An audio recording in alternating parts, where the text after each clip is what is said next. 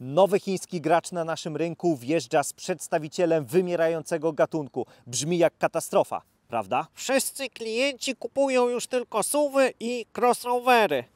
Właściwie jest to półprawda, a jak się spojrzy na nasz aktualny top rankingu najczęściej kupowanych modeli, jest to gówno prawda. Otóż, moi mili, niekwestionowanym bestsellerem jest Toyota Corolla z wynikiem ponad 18 000 rejestracji. A na miejscu drugim jest Skoda Octavia z wynikiem prawie 15 000 rejestracji. Dopiero na trzecim miejscu jest crossover, mowa o Toyocie CHR, na którą znalazło się prawie 11 000 chętnych. Czy Jack J7 Plus ma szansę ugryźć kawałek pysznego, zarazem ogromnego tortu pod tytułem Toyota Corolla, a także Skoda Octavia? Zapraszam serdecznie na film.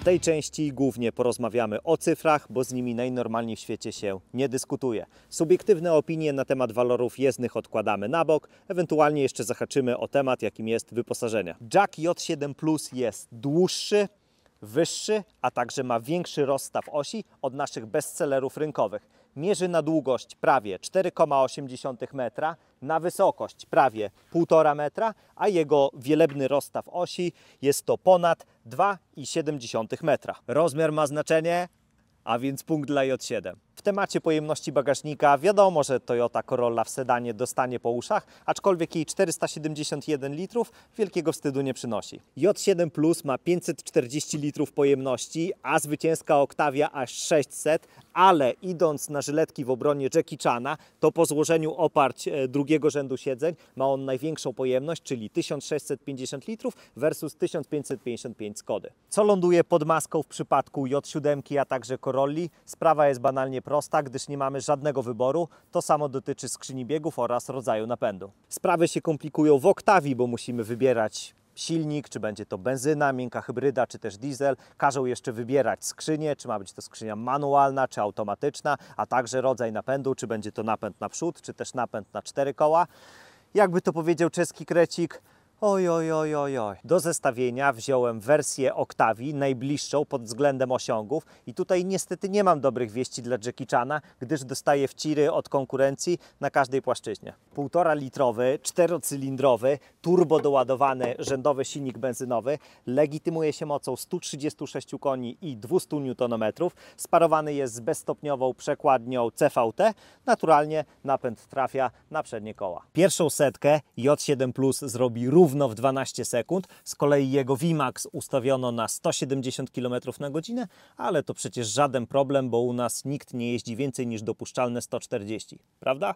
Średnie zużycie paliwa aż 7,2 litra na setkę, aczkolwiek tutaj to zawsze warto być ostrożny z tymi wynikami, bo one bardzo często i gęsto odbiegają od deklaracji producenta. Później to szczegółowo sprawdzimy, czy Chińczycy kłamią, czy też nie. W tym miejscu jeszcze warto podkreślić, że trwają rozmowy w sprawie hybrydy zwanej LPG, co byłoby bez wątpienia świetnym posunięciem producenta w kontekście ekonomicznego podróżowania. Może i konsumuje najwięcej, ale trzeba podkreślić, że ma największy zbiornik paliwa, aż 55 litrów, i tak powinno być. Po przegranym wyścigu spod świateł i utracie męstwa, po przegranej próbie autostradowej w Niemczech i po wytykaniu palcami na stacji benzynowej wreszcie przyszedł czas vendetty. W temacie gwarancji, moi mili Państwo, jest pozamiatane, ale nie miotełką, tylko kercherem. 5 lat i 150 000 kilometrów Jacka wygląda niezwykle mocarnie na tle gwarancji Skody, a także Toyoty. Cena J7 Plus max 94 900 zł brutto versus 108 000 zł za najtańszą Octavię w wersji Essence i od 118 100 zł za najtańszą Corollę w wersji Comfort. W kategorii wyposażenia można piłeczkę odbijać na przeróżne sposoby. Wszystko zależy tak naprawdę od punktu siedzenia, aczkolwiek trzeba koniecznie wziąć poprawkę na to, że Jacka nie doposażamy, a konkurencję już tak i te wyżej wspomniane ceny albo rosną, albo bardzo rosną. A że ja obecnie siedzę w Jacku, to poodbijam piłeczkę na jego korzyść. No i pozwólcie, że będę się posiłkował małą ściągą, żeby nic nie pomieszać. No i zaczniemy od mojej konfrontacji z Toyotą. Corolla opuszcza salon na 16-calowych felgach aluminiowych, Jack na 17. J7 ma pełne światła LEDowe, a Corolla nie. Chcesz inny lakier niż dermowy biały w Toyocie? Ano musisz zapłacić. Od 2500 zł do 3500 zł.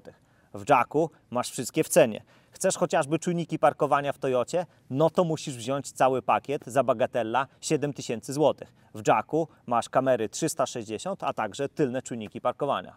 O, bierzemy lakier i wspomniany pakiet Tech i w Toyocie pęka ekstra 10 000 zł. A teraz spójrzmy, jak to wygląda na tle Octavii. Niespecjalnie to się różni. Ta sama sytuacja jest z felgami, a także lakierami, z tym, że w Skodzie krzyczą za nie od 1800 do 4400 zł i tak też jest jeden darmowy lakier i jest to kolor niebieski. Nie mamy w Skodzie chociażby bezdotykowo elektrycznie otwieranej klapy bagażnika, tak samo kamer 360 nawet w opcji. Za czujniki parkowania, kamerę cofania, Apple CarPlay, a także Android Auto po kablu każą dopłacać ekstra i tak naprawdę najrozsądniejszym wyborem jest pójście w wyższe wersje wyposażenia, chociażby wersję Selection, za którą trzeba dopłacić minimum 17 000 zł. Obiektywnie to znajdziemy w cholerę rzeczy w Skodzie, a także w Toyocie, których nie ma w Jacku, ale bez bicia piany trzeba przyznać, że jest bardzo dobrze wyposażony jak na te pieniądze. Kto obecnie kupuje nowe auta w Polsce?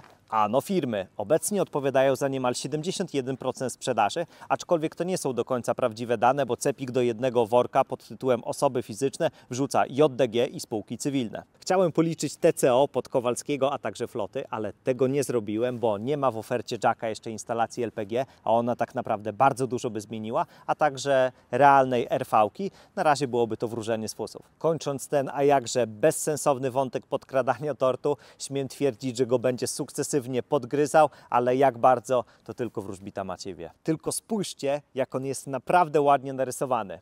Mamy logo na masce, cudownie, że nie jest podświetlane. Ogromne reflektory LEDowe, które są zakończone tutaj jakby kłem. Coś na wzór jak ma Toyota Corolla. Oczywiście lampiony są połączone pasem LEDowym przez całą szerokość nadwozia, zgodnie z panującymi trendami motoryzacyjnymi. Czarny, dyskretny grill w kształcie klepsydry zalatuje mi na kilometr najładniejszym schodzącym ze sceny sedanem Lexusem ES-em. No i absolutną wisienką jest ten pas imitujący włókno węglowe, biegnący przez całą szerokość nadwozia. Osobiście nie znoszę wszystkiego, co udawane, imitacji skóry, drewna, fejkowych wlotów powietrza, czy też nic nie wnoszących dyfuzorów, ale jakoś ten element jestem w stanie zaakceptować. No i tutaj jest sprawa dla reportera, bo na moje oko są tutaj czujniki parkowania, aczkolwiek w broszurce jest informacja, że faktycznie ich nie ma. Podjeżdżałem do jakichś przeszkód i faktycznie nic nam nie pika, ale powiem Wam, że z radością obejrzałbym taki odcinek. Pani Elżbieto, my kupili J7, umowy nie czytali, myśleli, że czujniki są, no i Chińczyki oszukali nas. W temacie profilu auta jestem całkowicie nieobiektywny, bo mam szczególną słabość do sedanów, a także liftbacków. Smukła i aerodynamiczna linia jest po prostu wspaniała. Robiłem podśmiechujki z zakładki wyrażania siebie podczas testu Jacka JS8 Pro i jestem całkowicie zobowiązany również i tutaj to zrobić. Otóż, moi drodzy Państwo, wybierając Jacka J7 Plus możemy wyrazić siebie spośród jednego wzoru felg w rozmiarze 17 cali, który moim zdaniem jest średnio udany. Osobiście widziałbym tutaj jakąś klasykę z 5 masywnymi ramionami. Jednego rodzaju tapicerki, oczywiście z czarnych plastikowych krów. I aż 5 kolorów nadwozia. Jest uwielbiana przez rodaków klasyka, czyli czarny, szary i biały, a także dwa zbędne lakiery, czyli czerwony, a także niebieski. Proszę mi wierzyć na słowo, widziałem wszystkie lakiery i w czarnym zdecydowanie prezentuje się najlepiej. Postawić go na większych kołach i dać kilka centymetrów w dół, oj, myślę, że nie jedna głowa by się odwróciła. Dobra, chodźmy jeszcze pooglądać na chwilę 4 litery. Jest schludnie, elegancko i bez pstrokacizny. Tylne światła LEDowe bardzo dobrze współgrają z przednimi. Zwróćcie uwagę, że mamy tutaj pionowe takie diody LED, coś na wzór Audi e-tron GT. No i oczywiście klasyka, pas LEDowy pociągnięty przez całą szerokość nadwozia. Patrzcie, co my tutaj mamy. Dwie prawdziwe końcówki układu wydechowego, aż normalnie o nie miałem z wrażenia. Klapy bagażnika nie otworzymy za pomocą gestu stopą, otworzymy ją wyłącznie z poziomu kluczyka, a także za pomocą przycisku znajdującego się przy lewym kolanie kierowcy.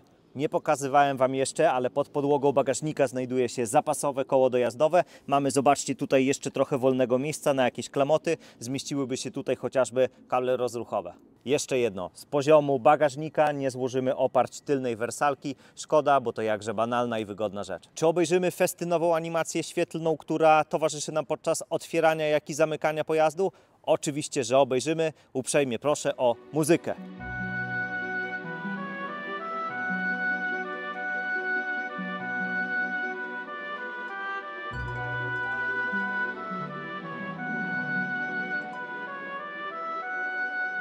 Mamy bezkluczykowy dostęp, z tym, że otwieramy auto wyłącznie z poziomu kierowcy za pomocą tegoż przycisku. Korzystając z okazji, posłuchamy, czy drzwi kulturalnie się zamykają. Wstydu nie ma. A teraz przerwa na reklamę. Co obecnie możemy kupić za złotówkę? Na przykład plastikową torbę wielokrotnego użytku w lokalnym markecie. Także 172 ml 95 oraz pakiet ubezpieczeń OC, AC, NNW oraz Assistance, chociażby do wozów takich jak Jack J7 SUV, Jack JS8 Pro, a także Pickup T8 Pro. Brzmi jak doskonała oferta? Bo taka jest. Gdzie znajdziemy takie cuda? Ano w Jack Nord Auto Białystok. Psst! Nawet mają leasingi od 101%. Koniec przerwy na reklamę. Prezentację wnętrza zaczniemy od tylnej wersalki, która jest dzielona w proporcji 40-60. Nie mamy regulacji kąta pochylenia oparcia, aczkolwiek trzeba przyznać, że jest ustawiony pod przyjemnym kątem. 175 cm według normy WLTP prezentuje się tutaj w następujący sposób. Przedni fotel jest ustawiony pod mój wzrost. Zobaczcie, ile mam miejsca na kolana. Bardzo dużo. Miejsca nad głową mam niewiele. No ale nikt o zdrowych zmysłach się tutaj miejsca za dużo nie spodziewa z tak opadającą linią dachu. Zobaczcie, jak przednie fotele z tyłu są ładnie i mięciutko wykończone. Nie ma tutaj żadnej plastikozy. Gdybym mógł, to z radością wbijałbym w nie kolana. Podłokietnik jest cholernie miękki. Mamy 2 uchwyty na napoje i brak przybicia do bagażnika. Co dalej? Mamy lampki LEDowe przy uchwytach dachowych, szyby w prądzie, przyciemniane, 2 nawiewy w tunelu środkowym, a także 2 porty USB typu A. Poniżej mamy niewielkich rozmiarów półkę, no i są tutaj jeszcze 2 izofixy na skrajnych siedziskach. Patrzcie, jakie mamy przeurocze małe okienka, są doprawdy wspaniałe.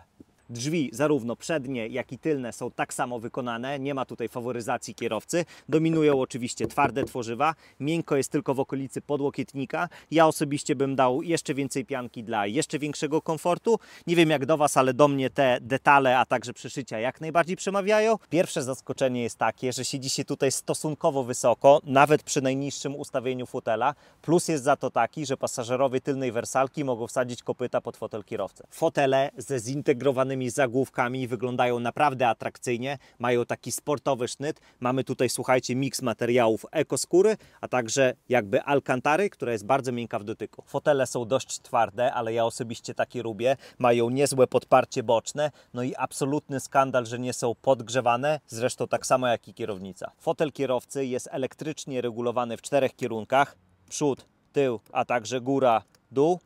Kąt oparcia regulowany jest ręcznie. Lędźwi nie regulujemy, z kolei pasażer to cała ręczna robota. Widoczność w aucie jest dobra, wiadomo, że z tyłu jest nieco ograniczona, no ale taka jest cena tego nadwozia. 7-calowe cyfrowe zegary, owszem są czytelne, ale do mnie osobiście kompletnie nie przemawia ich szata graficzna, a jak już wejdziemy w te ustawienia ze smokami i z tymi znaczkami a la Versace, no to już całkowicie pojechali po bandzie. Skórzany wieniec kierownicy jest prosty, bez udziwnień i dobrze leży w dłoniach. Lewy kciuk odpowiada za obsługę tempomatu, natomiast prawy chociażby za obsługę radia, telefonu czy też cyfrowych zegarów.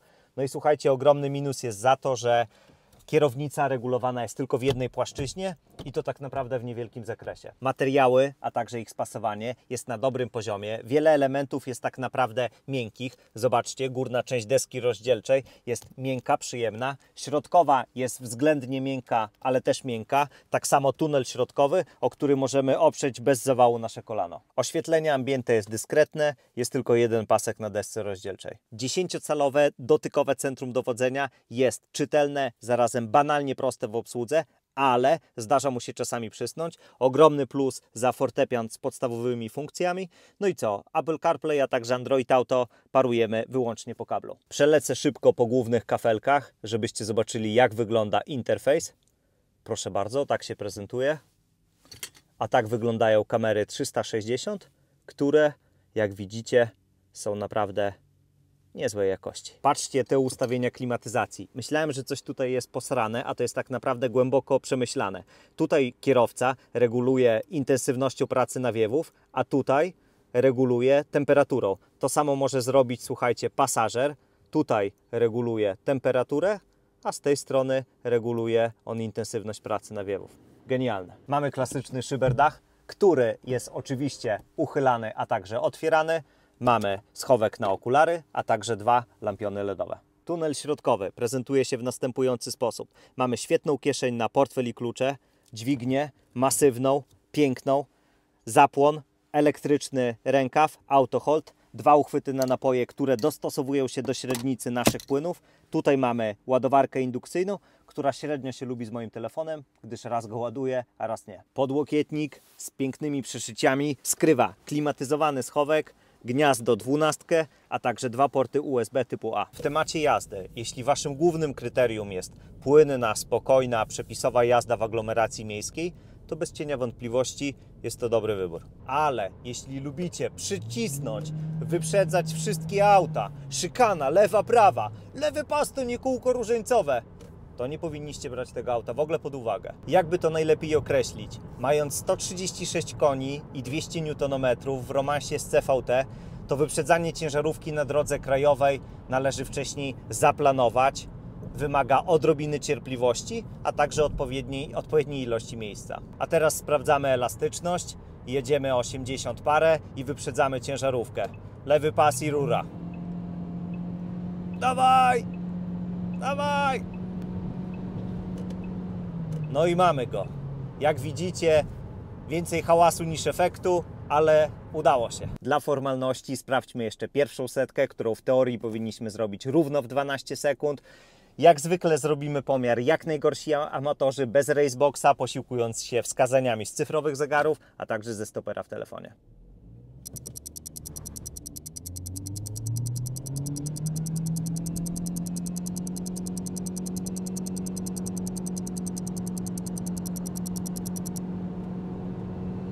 To auto ewidentnie czuje się najlepiej w mieście, nie szarpie, rusza gładko, przy delikatnym operowaniu pedałem gazu potrafi być zaskakująco wdzięczne, a także ciche. Skrzynia CVT nie jest dla każdego, koniec, kropka. Ja osobiście bardzo ją lubię, ale ja jeżdżę jak statystyczny kierowca Toyoty, czyli 20 km mniej niż wynosi dopuszczalne ograniczenie prędkości. Co do pracy zawieszenia, to bierze nierówności, kocie łby, leżących policjantów bez większych zastrzeżeń. Jeżeli chcecie wejść w łuk nieco szybciej, czy też szybciej pokonać rondo, no to oczywiście nie dostaniecie zawału, aczkolwiek gwałtowna zmiana kierunku jazdy potrafi auto wyprowadzić z równowagi. Wyciszenie, a także komfort akustyczny. Balansujemy tutaj na pograniczu 2 światów. Albo może być przyjemniej cicho, albo niedorzecznie głośno. Nawet przy poruszaniu się z prędkościami typowo miejskimi. Słuchajcie, gdzie mamy pole do poprawy? Na pewno w okolicach nadkoli, a także lusterek bocznych. Jak zawsze jesteśmy uzbrojeni w sonometr i zaraz sprawdzimy, jak tam wypadają cyfry. Zaznaczam, że nie mamy tutaj chińskich opon, na których Jack opuszcza fabrykę. Mamy 90 na tempomacie, mierzymy. Przy 90 mamy minimum 62,5. Mamy na tempomacie 120, ja się zamykam i mierzymy. Przy 120 mamy 65,9 dB. Jak wyglądają prędkości obrotowe? Przy 90 mamy 2200 obrotów, a przy 120 mamy równo 3000. Konsumpcja. Pierwsze 150 km wyszło nam spalanie rzędu 6,5 litra, czyli faktycznie mniej niż deklaruje producent, przy czym około 30% pokonaliśmy w mieście, a 70% na drodze krajowej, jednojezdniowej. Jazda była oczywiście spokojna, a także przepisowa. Jednakże należy wziąć poprawkę na to, że auto odebraliśmy z przebiegiem, zdaje się, około 300 km, czyli jest nawet jeszcze niedotarte, więc w teorii to spalanie mogłoby jeszcze spaść. Sprawdzimy teraz zużycie paliwa na tempomacie. Pierwszy pomiar robimy przy prędkości 90 km na godzinę. No i co? Pokonujemy dystans minimum 10 km. Pękła dycha, no i wedle wskazań komputera mamy średnie spalanie na poziomie 6,4 litra na setkę. Przy 120 mamy zużycie 6,6 litra. Warto pamiętać, że producent obecnie prowadzi rozmowy w sprawie instalacji LPG, która tutaj będzie, wiadomo, game changerem. Aha, nasze spalanie testowe kończymy z wynikiem 7,7 litra. Podsumowując, dla kogo to jest auto? Przede wszystkim dla osób, które mają spokojną naturę, które chcą mieć auto dobrze wyposażone, tanie, z długą gwarancją. Sprawdzi się również w rękach taksówkarzy, jak i przedstawicieli handlowych. Śliczne dzięki Jack Nord Auto Białystok za użyczenie kolejnego auta do testu, a Wy, jeśli nie chcecie przegapić kolejnych produkcji, to koniecznie zostawiajcie subskrypcję. Sayonara!